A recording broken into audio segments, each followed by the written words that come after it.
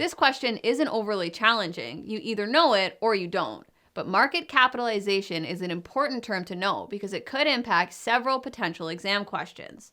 For example, what is the difference between a price-weighted and value-weighted index? How is market capitalization calculated?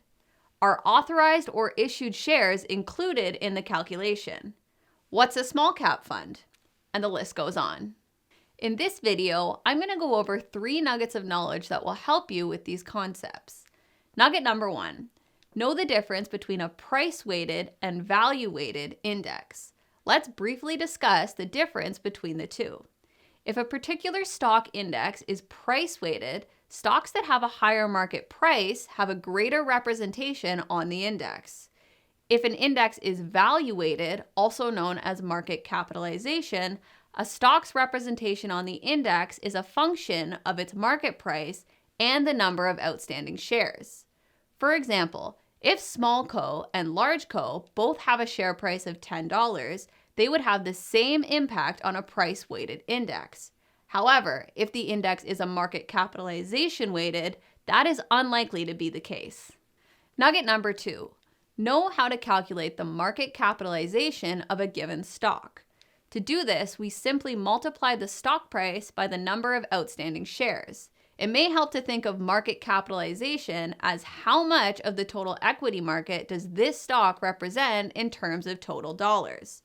For example, a company with a higher stock price and lots of outstanding shares would definitely represent more of the stock market than a company with a lower price and relatively fewer outstanding shares. Nugget number 3, don't get confused by public float versus market capitalization. Market capitalization includes all outstanding shares, regardless of who owns them. Public float only includes shares that are owned by the general public. What I mean by general public is they are shares that are issued and available for public trading. In other words, they are not in the hands of company insiders.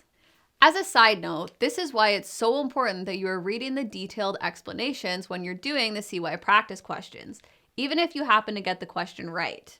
You may pick up helpful nuggets like this one that could help you earn a mark on a different question. With all this in mind, let's circle back to the question I mentioned at the top of this video. This question is asking about the market capitalization for ABC Co. shares. Hopefully, the answer jumps out at you now. Market capitalization is calculated by multiplying the number of shares outstanding by the current market price. So let's go ahead and select that answer. And of course, we are correct. And don't forget, right or wrong, be sure to read those explanations.